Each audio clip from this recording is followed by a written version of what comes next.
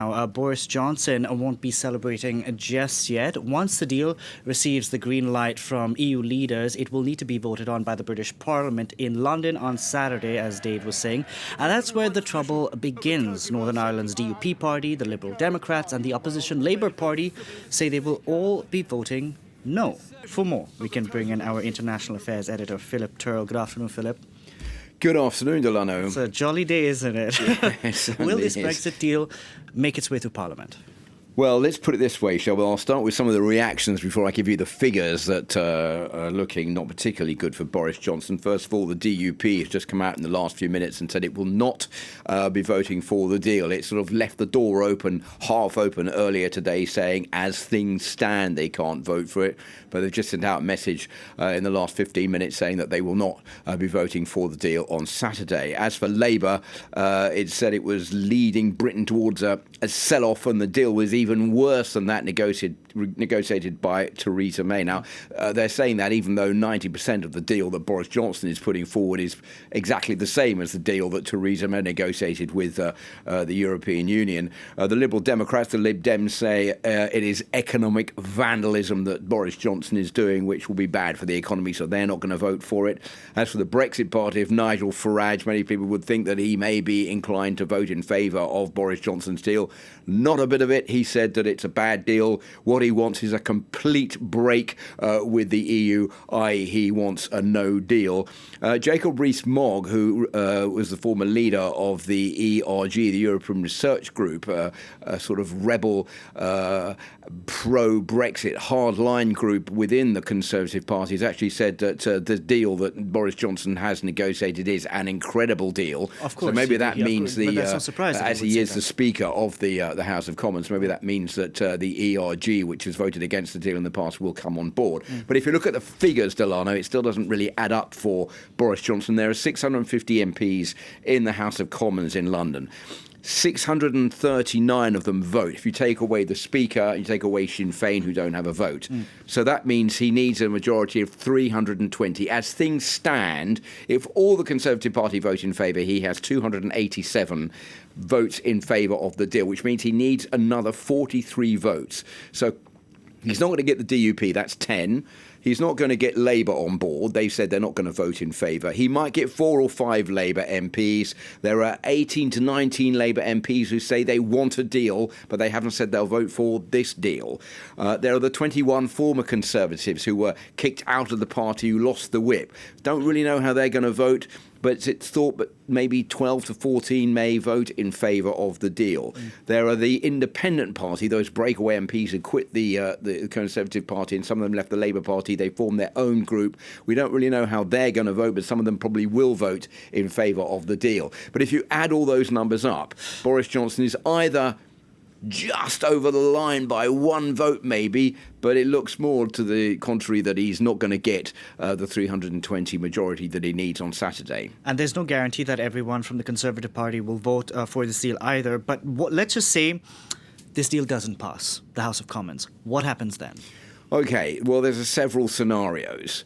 The first one is that Boris Johnson is forced under the Benn Act, which was voted in just over a month ago, to go back to Brussels to ask for an extension. That extension will take Britain up to the 31st of January. It will still be in the EU, and that will be the new Brexit deadline, pushed forward from the 31st of October. Now, all the way down the line since Boris Johnson became Prime Minister on the 24th of July, he said, no way am I going to go back and ask for an extension. I'd rather be dead in a ditch, a phrase he's been very much criticised for saying, than go back and ask for an extension. So many people are saying, well, if he doesn't go back and ask for an extension, he's going to be breaking the law and therefore could be subject to arrest for not respecting the law voted by the British Parliament. So how is he going to get round it? One of the arguments being put forward, one of the suspicions maybe by his opponents, is that he's going to send the letter that's been written for him to send by those who voted in the Benn Act asking for the extension, and then immediately send another letter saying, forget the first letter, I don't want an extension. And it is pretty obvious that while he's in Brussels over the next couple of days, he may well also say, look, if this deal isn't voted in on Saturday, don't give me an extension. We're going to get out of the European Union on the 31st of October. Because he could do that. He could actually tell, because that's what he's expected to tell European leaders. Boris Johnson will be speaking in a short while, and we will be going across through that press conference once he does start speaking. But what if he tells EU leaders, look, this is the deal, this deal or no deal, and don't give us an extension. Well, to apply pressure on Parliament in London could do that. If they don't vote for this deal, Yeah. they risk a no deal. He could do that. Whether that will have an effect on Parliament in London remains to be seen, but he could tell EU leaders that he doesn't want an extension. And the excuse all the way down the line from the EU has been, we're not going to give you an extension unless there is a good reason for us to do so.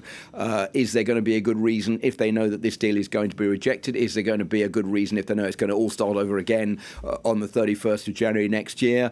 Is there going to be a good reason? The only good reason might be that there's going to be a general election and it will give Boris Johnson a much bigger majority if he gets the victory that he wants. But if he doesn't get this deal through Parliament, he's not going to get a very big majority in the House of Commons. If he does get the deal through Parliament, then he's going to be assured of a landslide victory in general elections, which he desperately badly wants. Because you have to remember that in the House of Commons, the big handicap that Boris Johnson has is that he's got a minus 41 majority in the House of Commons, so it's absolutely impossible for him to push through any legislation that he wants to push through. But do you imagine a scenario where European leaders actually do agree with Boris Johnson and say, listen, we're not going to give you an extension, because at the end of the day, Brexit has hijacked every single EU summit. Like this summit today was supposed to talk about Syria, it's supposed to talk about Brexit, but once again, Brexit is front and center. Well, I think there is a general Brexit fatigue and Brexit burnout, if you like. You look exhausted. Thank you very much. Not only in the UK, where many people are already under medical treatment for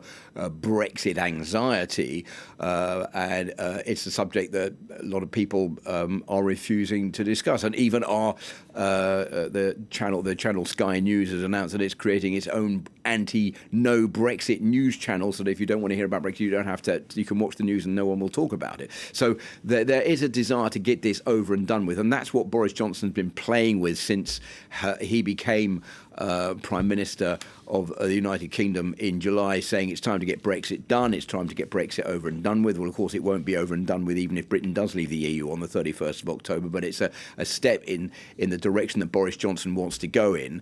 And I think many people are so sick and tired of Brexit because it seems to be never ending. And I think that's also the feeling within the European Union. They just want to get on and get over it and get Britain out of the EU so they can move on to other business. So that argument may fall on ears that are receptive to it. We'll have to see what happens over the next couple of days. We'll see what happens. Thank you very much.